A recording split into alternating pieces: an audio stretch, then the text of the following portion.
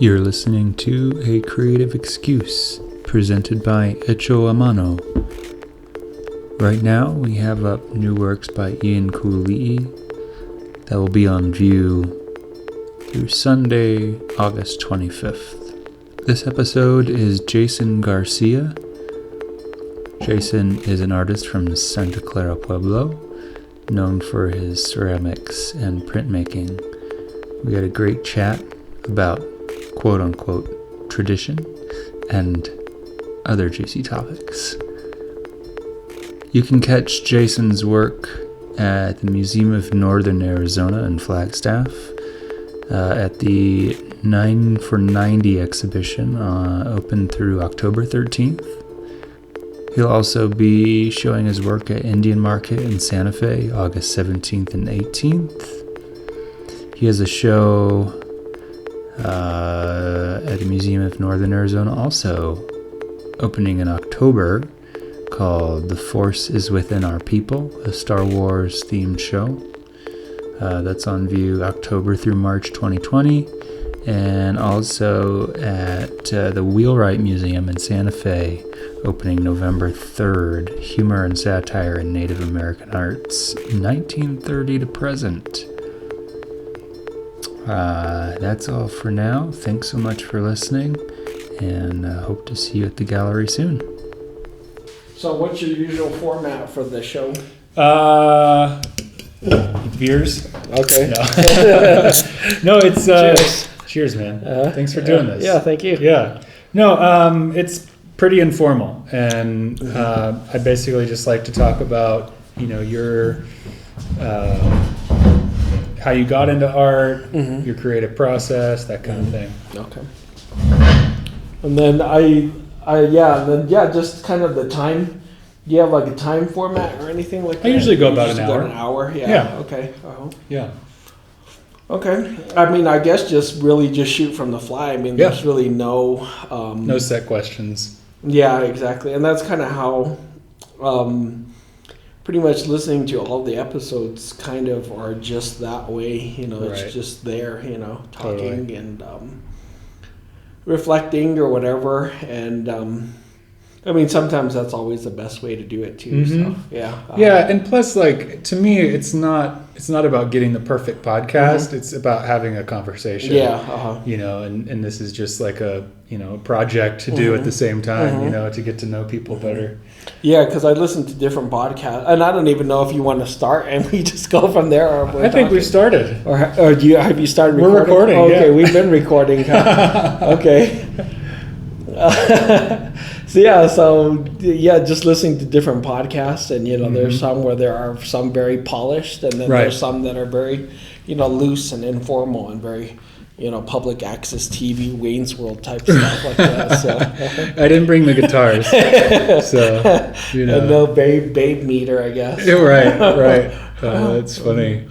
Cool. Well, thanks so much for doing this. Yeah, thank you as well for the invitation. Yeah. And, good luck on the space here at Hecho a Mano. And, there's some amazing things here, work and, the print work and things like that. Being a printmaker, you're kind of, interested in it. And sometimes some methods you're into, others, I have really little to no expertise, I would say, on some of them. So.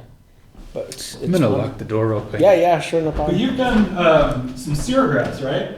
Yeah, so that's mainly what a lot of my work has been, just the serigraphs. And, I got that best of class on at Indian Market, or actually twice on 2 serigraph prints. One was print, and then another one was a 7-print serigraph suite illustrating the Pueblo Revolt. Right. And that, so... But, I have a lot of love for etching and things, too. And lithography, got into it at UW, but not really too crazy and stuff like that, So it just seemed there are so many different print methods. It's kind of like which one do you focus on really. So right, like because lithographs, I mean, it has so much of a feel of a drawing, you know, and with kind of lino cuts and wood cuts, you get like all these precise, you know, very crisp lines, and kind of the same with serigraphs too, you know, so they all kind of lend they each lend their own sort of flavor to the work, you know. Right, exactly. Yeah. Exactly. Yeah. So your parents were potters, right? Yeah. And so you grew up kind of surrounded by artists or by people making art. Right, exactly. And, you know, I've mentioned it in different talks that you may have attended or whatever, just being growing up in this very immersive creative environment, and you know, parents are artists, and then grandparents, both sets are artists as well, or craftspeople and things like that, and then just growing up there, Pueblo, and you know, a lot of paternal families are potters, some well known more than others, and you know, all various levels and skills and things like that. So right. I mean, it's just one of those things that's always there. So right. And when did you kind of get a sense of like that might be a direction you want to go in? Probably from the beginning. Really? Yeah. Wow. I mean, it's just you're just growing up with it, and it's there, and you know, you're seeing your parents or other relatives attending shows, and then you know, you're attending them as a baby, as a child, and it's just there. So it's like you draw something and you're like, oh, I think I can sell this for 50 cents or so, you know, something like that. Yeah. So that's kind of where it kind of comes into, and then most of the shows, you know, we used to participate in the 8 Northern show, 8 Northern Indian Pueblos Council art show. I think they usually had it like late June, early July, somewhere around there. And so, you know, they have like the kid contests or the kid children's divisions and stuff like that. So just always, you know, entering that and doing those things. So. Yeah, you mentioned, you know, being a baby underneath the table and like taking a little bite out of a pot, you know. Yeah, exactly. Just, you know, you know, we had this talk at School for Advanced Research, and I spoke with Lonnie Vigil, and we were talking about our origin stories, and I was saying, you know, it's kind of like the Hulk, where you're just exposed for, you know, long periods of time and things like that. Right. So that act of eating clay when you're making pottery, it kind of it becomes you. You know, you're part of that. Your genetic makeup in that sense. Right. Well, do you imagine that, you know, you have like ancestors even further back, that lineage of pottery just probably continues? Yeah, it goes back all the way to the beginning, and that's part of it. Just thinking that there's really no unbroken line or unbroken chain type of thing like that. So of it just going back as far as, you know, as long as like family oral histories tell you and things like that. Right, know, so. Right. And clay, I mean, clay is one of those mediums that, like, regardless of where we come from, I think it's something that's just a part of humanity. You know, it's like we've been using clay for so long. You know, I mean, prior to, you know, plastics and you know, mass manufacture of metals, everybody was using it. Right, you know? Exactly. And I think it's something that everybody seems to have like an innate sort of familiarity with. You know, it's interesting to watch what happens when people come in and they immediately want to touch it. You know, it's like I want to grab it. You know, it's like they already know what it is and they want to have a relationship with it. I think that's super interesting. Yeah, and I think it does, like you said, you just have this innate connection to it because, and maybe, you know, nowadays we're using Tupperware and glass and stuff like that, but, you know, most everybody drinks tea or coffee, so you're using a ceramic cup or some kind of ceramic to drink that coffee out of. That's kind of like the start of your day, basically. Yeah. Or if you're having evening tea and, you know, those things like that. So there is that connection with the clay, with ceramic also, that maybe we may not necessarily think of saying like, oh, it has to be a pot that we made or whatever. Sometimes like that too. So. Yeah, I think about that with things that have been, just things that humans have used for so long, like clay or fibers. Like when you have like fiber art or even glass. I mean, people have been using glass for a long time too. I think it's interesting to think about like just what kinds of materials could be sort of have an innate relationship, just like kind of in our DNA. And I often wonder, like, craft can sometimes be sort of, poo-pooed as like less than fine art, so-called fine art. And I wonder if part of that is because it feels so familiar, that somehow some people think that art is like, on this pedestal and, only certain people can do it. And, clay or craft is not art. I wonder about that sometimes. Yeah, it is interesting. I mean, and even coming out of, this Pueblo pottery tradition, like for the past, or I'd say modern times, meaning the past, let's say 75 years, there's kind of this leaning of Pueblo pottery where it becomes more of a fine art type versus utilitarian.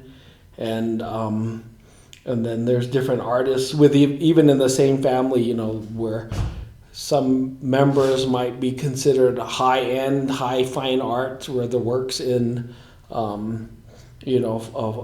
extremely high-end gallery, or they could have this sort of same person selling, a $5 pot, $20 pot on the plaza, but it's maybe not necessarily seen as less than either. I mean, it's coming from the same source and same materials and things like that. It just really depends on how, I think how it's defined, and that can be maker and, the audience as well too. It just really varies. So.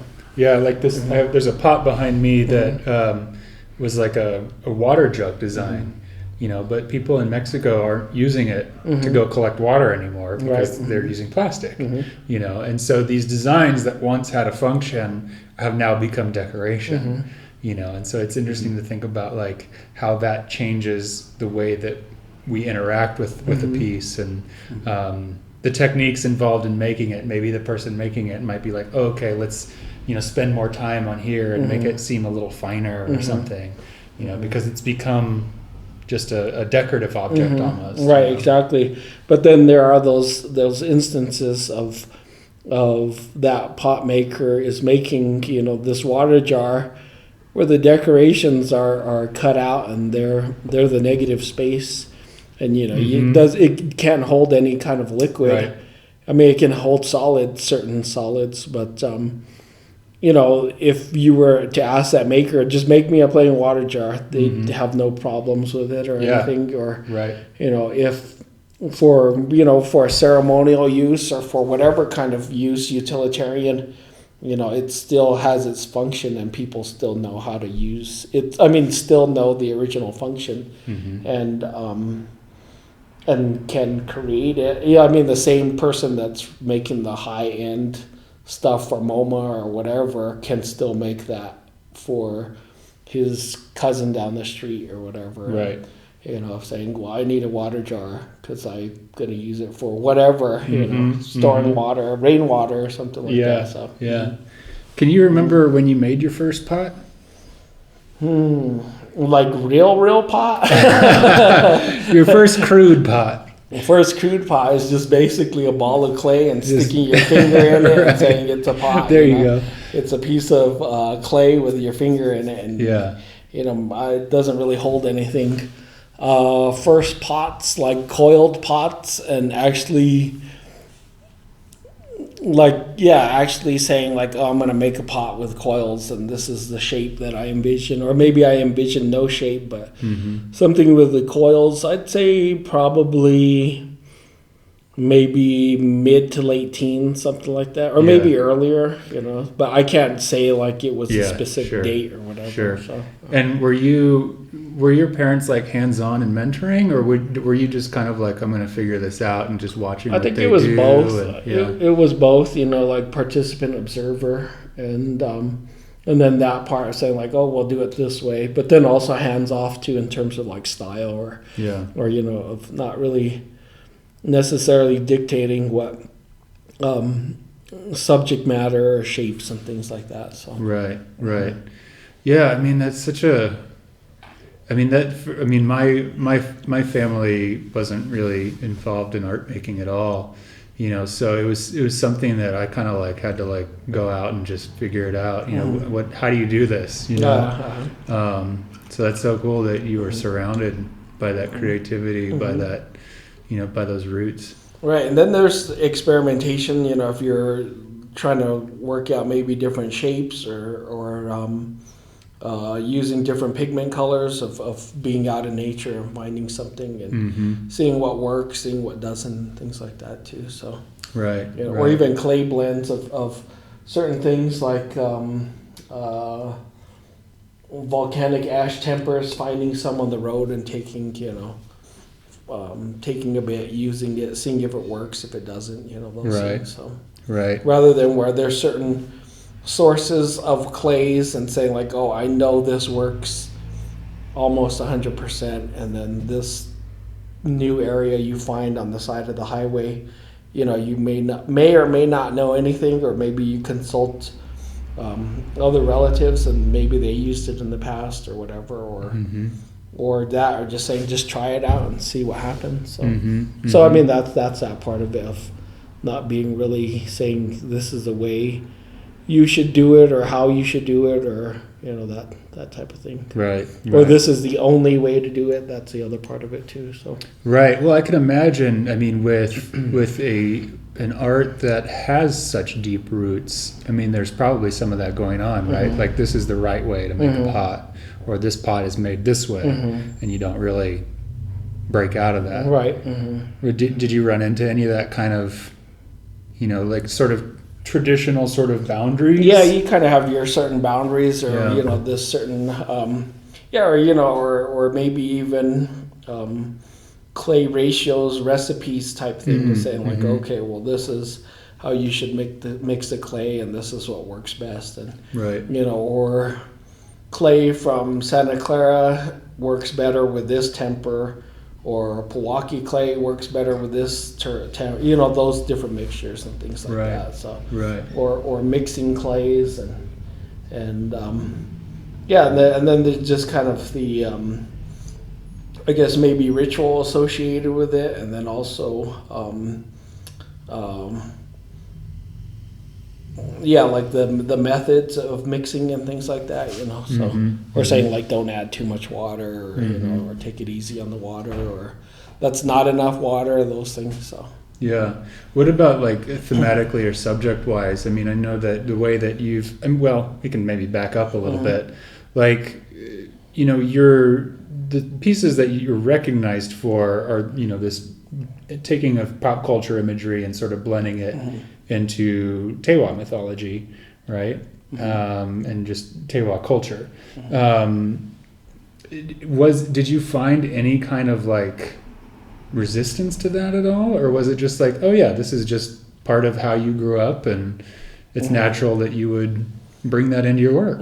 Yeah, I haven't really, can't say necessarily there's been any resistance towards of what I've created so far. I think being a participant and growing up in the community, Pueblo community, you kind of know what the do's and don'ts in terms of, whether it's sacred religious iconography and things like that. So, there's like the do's and don'ts, Yeah, sure. Cultural norms. And then, with mixing, or using Tewa historical events, creation stories, mythology, like you said, or using that word, and then putting it into this pop culture, comic book, graphic novel, graphic illustration context. I haven't really felt any pushback or anything like that. Wow, so, that's great. Yeah. I mean, there are some people that ask, or I've had different Pueblo people say like, oh, I don't understand what this story or what is this, and then you explain it to them, and then they're kind of like, okay, I get what you're saying. So, but I don't think I've ever had anyone say, no, you cannot do this. So, yeah, more or less, pretty much encouragement rather than discouraging. That's great. And when did you kind of start getting the idea that you wanted to bring that sort of imagery into your work? I'd say probably pretty much from the beginning again of working with my grandparents, and they're making pottery, and then you're kind of making snakes, or maybe make a head, or you just make a round head and then put some eyes, and then start carving in little spider webs onto his costume, and look, it's Spider-Man, that type of thing. Right. So those of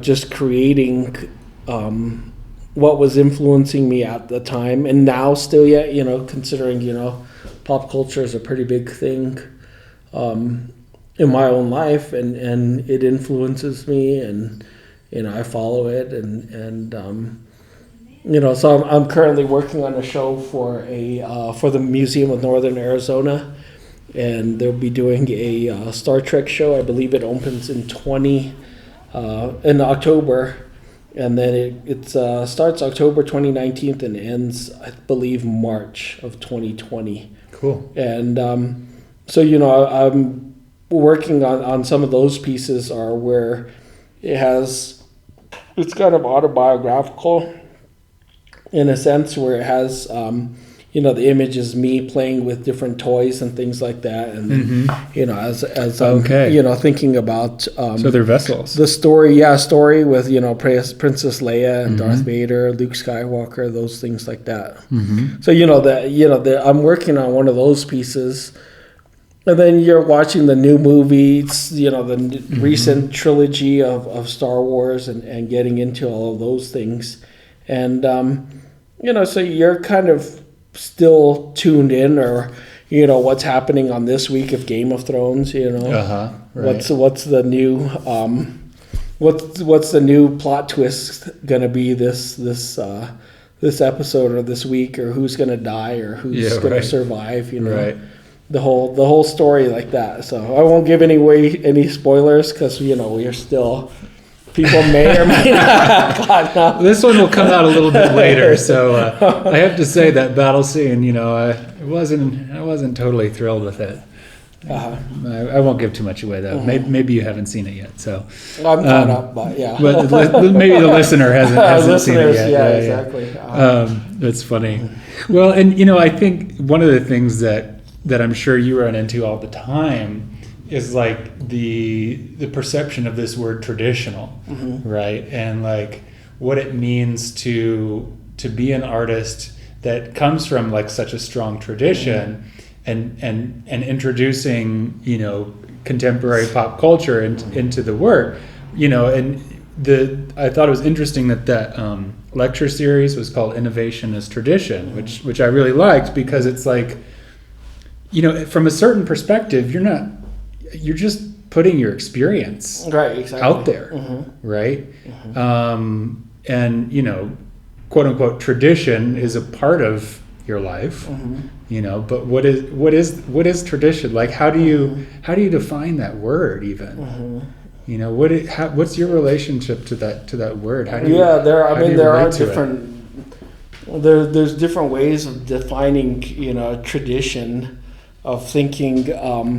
What are some ways as and I always use the quotations. It's kind of like Dr. Evil, with lasers. I always say traditional, contemporary. You have to. I always do that because there's that saying where people are where they say, oh well, what's traditional now will be what contemporary however many years later, or vice versa. And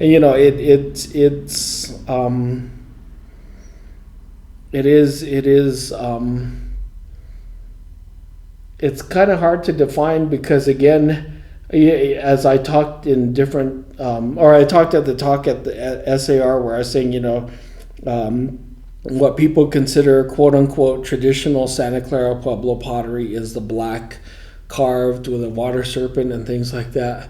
But then those is the work that I do is primarily polychrome, where it's painting using different colored mineral pigments, and then firing it.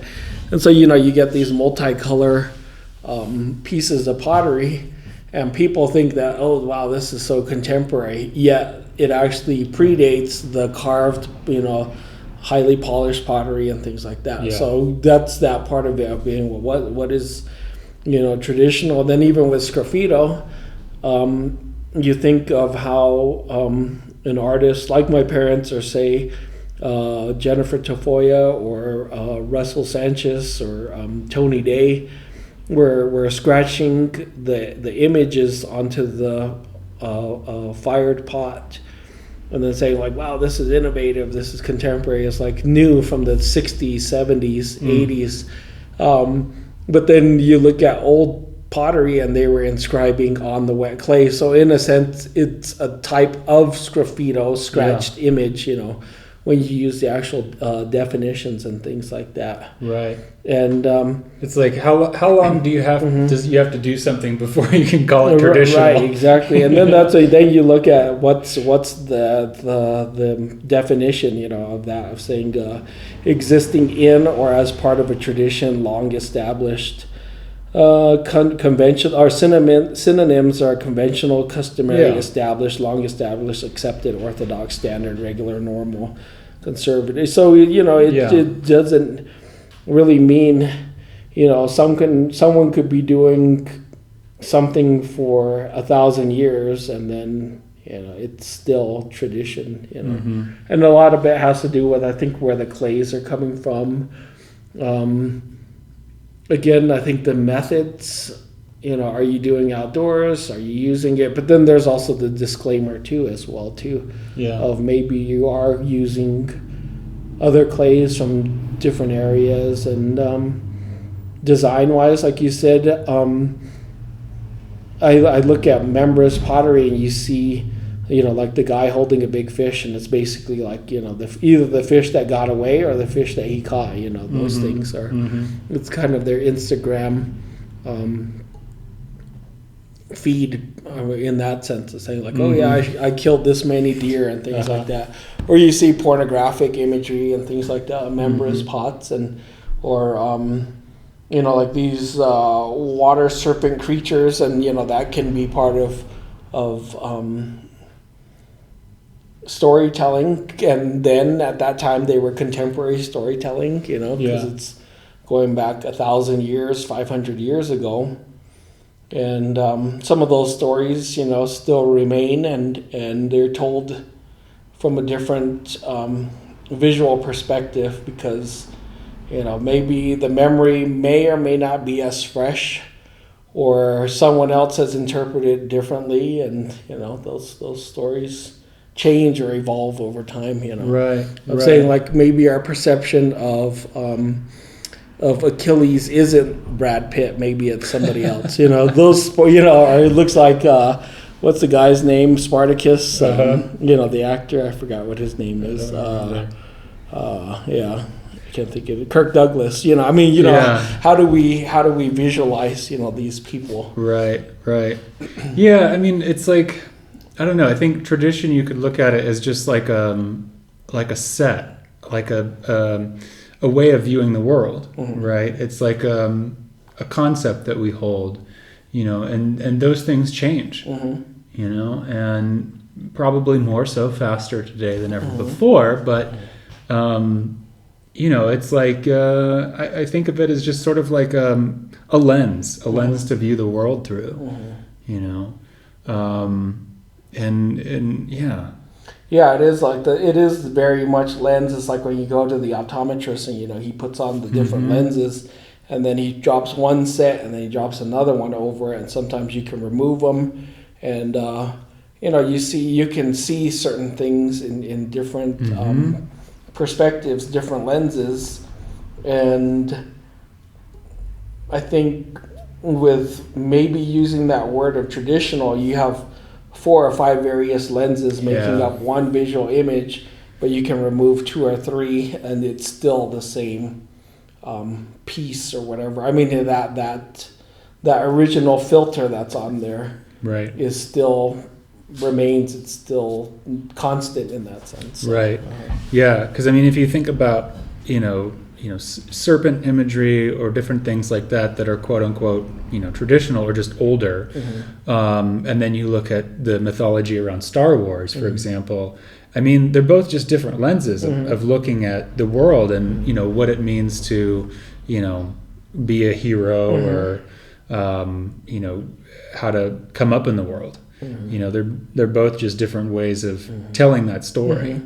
Right, exactly. Or even those lenses of those filters of, you have a water serpent, the Avanyu, and, you see it as a water serpent, and a serpent is essentially a dragon. It's a water dragon. So then you're like, okay, well, if you're drawing it, and then as a contemporary artist, you might also say, well, I'm into Game of Thrones, and that Targaryen lens filter or however adds to that mythology, that story regarding the water serpent, and maybe that's how you choose to depict them as like a dragon, whether it's like a Chinese dragon or one from the Game of Thrones world type, or that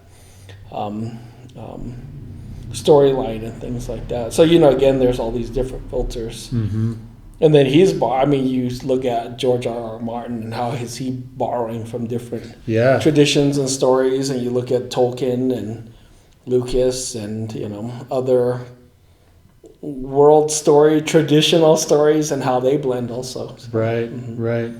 Yeah. And I think the thing that stands out to me is just that, artists are just putting their experience out into the world. It's not like, you're doing this thing of like, oh, I'm going to really spice it up and mash up this contemporary culture with this traditional culture.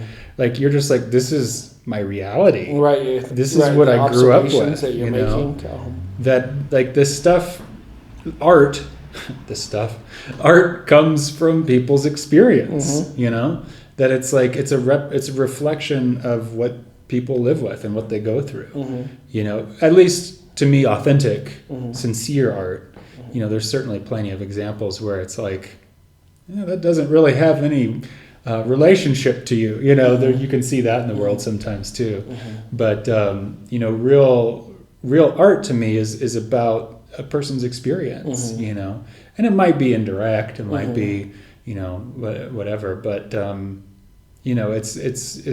it comes from somebody. It comes from a person. And I think sometimes, like, in a gallery situation, it can be hard to reflect that to people coming in. Sometimes it's easy to look at something on the wall and think like, oh, that just sort of poof came into existence. Exactly. But like, hey, an artist made that. Or even certain art speaks to the audience because that audience has that same experience, shared experience. So, again, those things are very close, or they can just be a shared experience. Those things. So or they could be way out in left field, and I have no understanding of that culture, but I love the look of it, and maybe it reminds me of something or however. So, or it was like, oh yeah, I remember that time I went to Africa and that painting speaks to me of that time. So, or however, or maybe I saw it in a book or something. So, right. Yeah. So you, going back to your origin story, your journey, the hero's journey. The hero's journey. That's right. How Jason Garcia became the Hulk. Yeah, exactly. So you went to University of Wisconsin, Madison. Was that was for grad school? Yes. Yeah, and you did undergrad here? Yeah, UNM. Yeah, Albuquerque. Yeah. And what was that experience like for you going? I didn't go to grad school, and leaving home and kind of all of that. What was that like? Yeah, it was interesting. I mean, it was fun, scary, and kind of unknown in certain times. of never going out to Wisconsin. And I went back to grad school when I was almost 40, I think. So you go in to this environment where at that time when I first started, the majority of the grad students that I was working with or going to school with seemed to be like mid-20s to their early 30s. And I think most of them they were all pretty much either single or maybe they might have been dating people within the program or whatever. But, they didn't have kids, they weren't married or anything. Mm-hmm. And so I had gone in with my 2 daughters and my wife. And so, there was already that kind of that separation part of just being an older student. Mm. And then the other part was having a professional artistic career that had already been, was being established. Mm-hmm. So you go in with grad students that maybe just got out of their undergrad program the year before, or maybe had a year or two of experience post their bachelor's. So you're coming in there with like some definition around what exactly, you do. Exactly. But they're probably still exploring that. Right, exactly. So there was kind of those things of, you already had kind of this artistic ideas, goals, professional goals, personal goals, and then being established in different areas, and some professors maybe feeling like you might be some kind of competition, although there is not. I mean, I wasn't there to be competitive in that kind of area, because the art world is so huge and so vast that there's enough to go around, I think. Right. So what drew you to want to go to grad school? I mean, you had already started working on your career and doing work.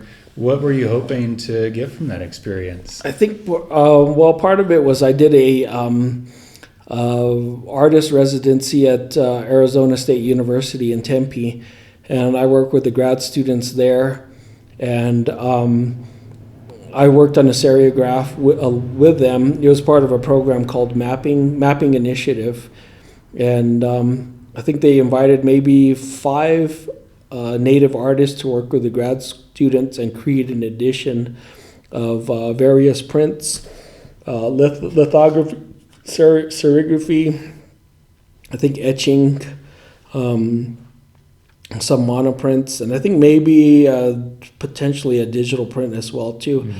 So we kind of were chosen based on our work, and then assigned grad students that were kind of versed in that particular medium. So I was working on silkscreen, and during that time I was like, I think I could go back to school, and was kind of interested in it. And had you worked on silkscreens before that? Never. I had never done them before.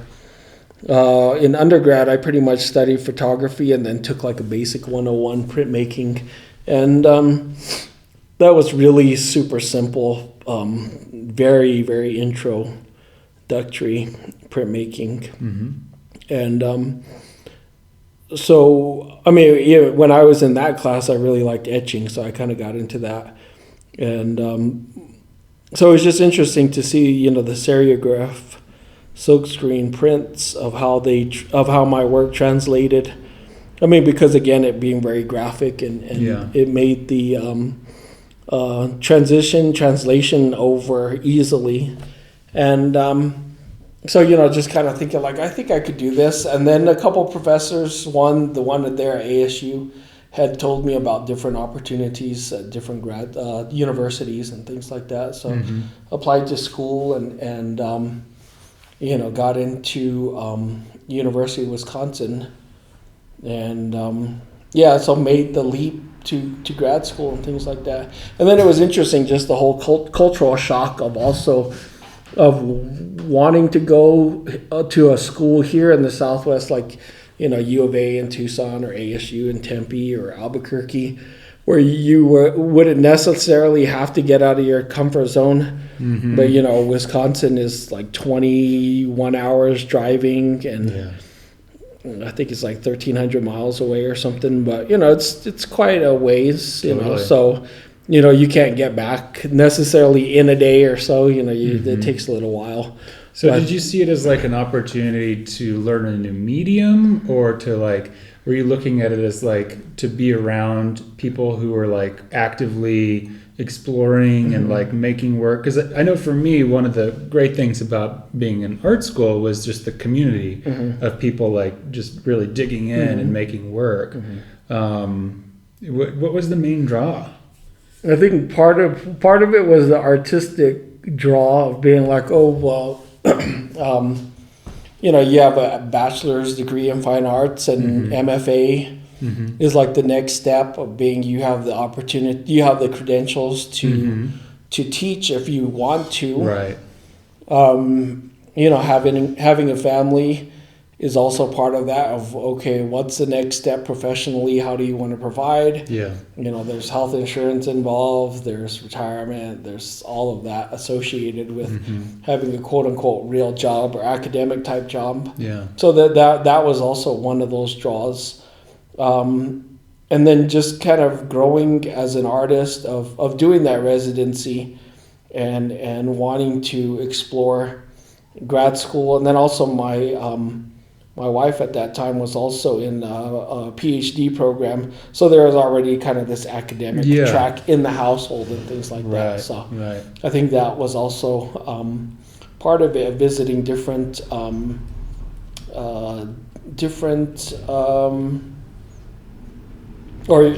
she was at CSU, so visiting that school and seeing, just being in that academic university environment and being like, I think I could totally do this. Yeah. And it was a really amazing experience, and like I said, culture shock was pretty hardcore of being in the Midwest. And then like the first day or two we were there, we were moving and we bought some furniture. I went to go pick it up, and this guy was asking where I was moving from. I said New Mexico, and he was like, "Oh wow, they're having this huge forest fire out there." And I said, "Yeah, that's on our tribal lands." At that time, it was the Las Conchas fire that was burning. And so I was telling that guy, "Yeah, we've lost probably about maybe 75 to 80% of our forested lands, tribal lands." And he was like, "Tribal? Are you native Indian?" And I was, "Yeah."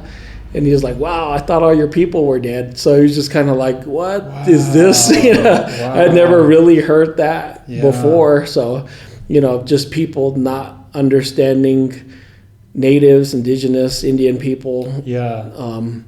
Was just kind of one of those weird kind of realizations and things like that, despite I think Wisconsin having like 12 federally recognized tribes, and this person was like had no clue of native people.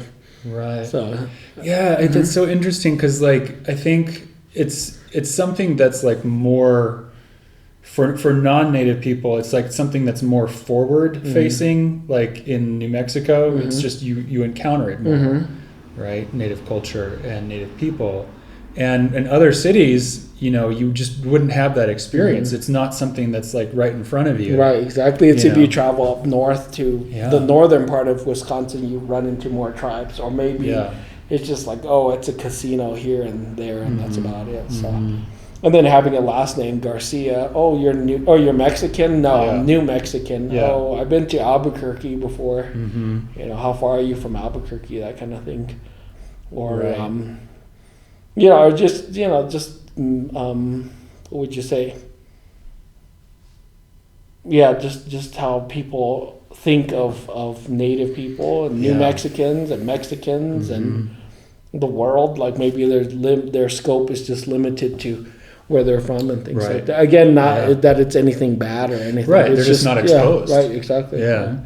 Well, I think it gets back to that word traditional too, right? Like in the sense of, you think about what it means to like romanticize the past or something, that looking at like a lot of you see a lot of art here, especially done by white people, romanticizing some idea of what it was like in their mind for Native people in the past, and it's like, this is not a culture that is gone in the past. This is here now. You know what I mean? And so I think it gets back to some weird romanticized version of what tradition means. Right, exactly. And it's even that for, a lot of different cultures. I mean, you think of like Victorian culture being like, oh, wow, this is an amazing time to be alive. And it's like, yeah, we're just trying to dealing with living in cities, and, we don't have modern day plumbing. And, I mean, just those things there's still a lot of, dirtiness of cities, and, no labor laws. And, that kind of romanticizing the past and things like that isn't necessarily always make America great again. so romantic, Or, you mean back when like segregation was around? Is that what you mean? Yeah, exactly. So there's just those things too. And so it was huge, major culture shock in that. But again, that was that part of getting out of your comfort zone to be able to be in a place like Madison and saying like, this is where I'm from. This is the state of New Mexico. And then learning to put a map of the United States and then New Mexico, the state in yellow, and then another zoom detail of the entire state. And these are all the pueblos and tribes in New Mexico. This is where Albuquerque, most of you probably been to Albuquerque or Santa Fe some point in your life. And this is our relationship to Santa Fe or Albuquerque. Then they're like, oh, okay, I get it. So, but again, if I had gone to, say, ASU, I would have just said, I'm from Santa Clara Pueblo, and people would have been, gotcha, I know what you're talking about. Yeah. That's cool. So you feel like that was like was that an important step for you artistically and creatively? Right, exactly. Yeah. And personally, professionally, all those things too, so... I wasn't a big, huge sports fan when I went, but when I came back, I got pretty heavily immersed into it. So, so that's extremely formative. My taste in beers changed. My love for cheese and cheese curds increased. So there's all those formative things that you come with it. So. That's cool. That's cool. My cold tolerance has changed also, so. Yeah. And people note it. They're like, you're wearing shorts in February? And I'm like, it's not that cold, Right. Yeah, they wear parka and shorts in the winter, exactly. Right? Layers. It's all about layers. That's funny. So one of the last things I always like to ask is if there's an art piece, an artwork, an art exhibition, could even be an album, something that for you really was formative, changed your trajectory, made a huge impact on you that maybe still kind of is present in your creative process. Yeah, this is one of the things that I like about the show, of listening to like the past 4 or 5 episodes and kind of thinking about it prior, being like, well, what will my answer be? And as far as like one singular event, and I mentioned this at the talk the other day too, saying like, I can't think of one singular event or one thing, that made me. But then in a way I do, it's probably makes up more. It's a collection of events, and I had mentioned it of, my late paternal uncle and his partner lived in Washington D.C, so we would go out there, and this is probably like, I'd say for a period of like from my 6th grade year to about my first year in college. So I'd say about like six or 7 years, I think, for a period there. I think we go out maybe once or twice a year for whatever reason. I know there was a couple times my parents had art shows, and then I know he invited us, and then I think my brother was in Close Up or something, and he was out there. We met him out there, and I think we even had a show in New York, and we took a train to see my uncle too. So this of going out to DC and then visiting the Smithsonian Institution and National Museum of or what is it, the National Museum of Art or National Gallery of Art, or all those things. And I remember one like exhibition that really made like an impression was the they had a Gauguin exhibition, and I'm not too sure. I mean, I know I can Google it and see if I figure out, if I recall what year it was. It'll be pretty easy to find. But it was it almost felt, I don't know if it was or it wasn't, but it seemed to be like a retrospective of his work. But it had a lot of his time when he was out in Fiji, and like his whole transformation that happened, of him being in France and being with Lautrec and all those Van Gogh and all those guys and that whole crew and their influence on one another. And then when he made the shift and went to Fiji or Tahiti, I believe. I think it was Tahiti. Yeah, Tahiti. Yeah. And like how that completely changed his whole outlook on his work. And then you think about him being this white painter of going to, an indigenous land and being influenced by I guess you would say indigeneity in that sense of of how that influenced him as a person and as a painter, and I believe he died there. I mean, it's been a while. I'm not like a hardcore. I may have seen that show when it came to Seattle. I don't know if it traveled for a long time, but I remember seeing a group of those works by him at the Seattle Art Museum. Yeah, because it's amazing. And then again, it's just amazing to see, the works in person, because, you're in a history of art class and you have like that huge Jensen's history of art book, and the painting is, 2 by 3 inches, and in reality it's 20 by 30 feet. So, it's pretty amazing to see work at the scale. So I think those trips to the museums like that early on was that, of seeing work outside of my little bubble of Santa Clara Pueblo, and Espanola and New Mexico and all those things. So and then nowadays of traveling, I usually try and get out to at least one fine art museum during whatever trip that I'm taking or something like that too. Can you think of one you've seen recently that was really good? The T.C. Cannon one at Peabody Essex Museum was was blank amazing. That's all I gotta say. Again, it was one of those where you see the paintings in a book, and like the little monograph that he had, I think it was like He Who Stands Before the Sun. I forgot what it's a blue cover, I know. But the pictures in there are maybe 4 by 6 6 inches or whatever, or maybe it's a full page. But then you go see the painting and it's 4 by 6 or 8 by 10, or just those things are drawings, and hearing the music, his poems, playing over the loudspeaker. Then you hear his voice, and then you can see, like his trajectory as an artist and his influences, and then knowing Santa Fe as an adult, and then again seeing, maybe being exposed to his work at a young age of 18, 20 as this emerging artist. And he's, the premier painter of American Indian painting, or, whatever, superstar. And then that influences you as an 18-year-old. And then you go to this exhibition in Salem, Massachusetts, and you're 40 plus. And those life experience, professional experiences, artistic experiences, how they are you can see that arc and how it relates back to you and things like that.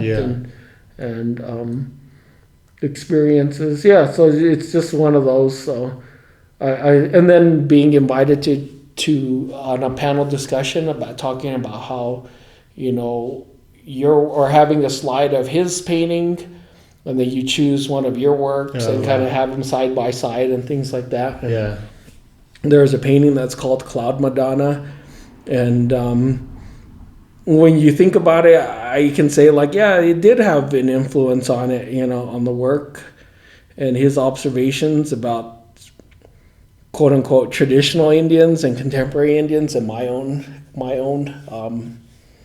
experiences and observations. And then that particular cloud Madonna was actually modeled after a historic photograph of a Santa Clara Pueblo woman as well too. So then again, there's that that connection as well too, of being Santa Clara, and then saying like, oh, he didn't label it, and the person in the photograph isn't identified, but most likely it is X person. So so it's kind of, again, just having those connections and things like that. So I would say that's probably like I would say that's probably been the exhibition lately. Nice. Yeah.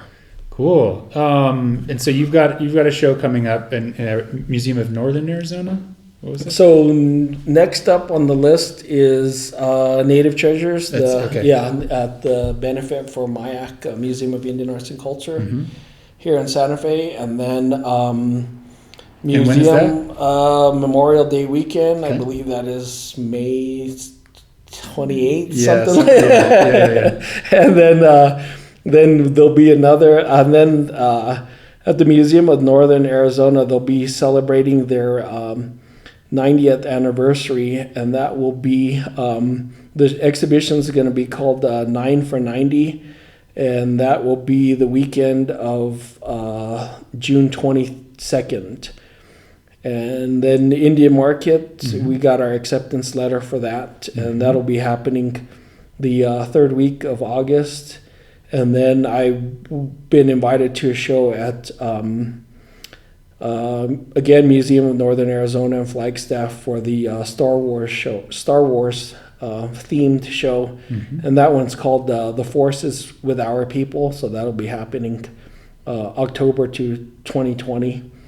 And right now, that's pretty much like the main things. I know there's going to be another skateboard exhibition. It's called Pivot. It was originally at Museum of Northern Arizona, and then it's moved to Diné College up in Saley. So that'll be happening also. So great, cool. Sounds like you're busy.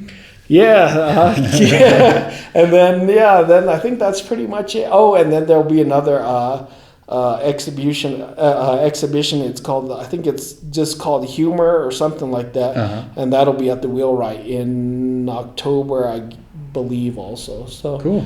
There's a lot of stuff happening here in Santa Fe, and I think nothing else that I'm aware of. I know I'll be doing Kansas City, a show out there in possibly April or March of 2020. So I know that's on the books also. So yeah, lots of stuff to keep me busy. So cool, man. Printing and maybe we'll do something too. Yeah, that'd be fun. Yeah. Cool. Well, thanks so much again, Jason. Appreciate it. Okay, enjoy.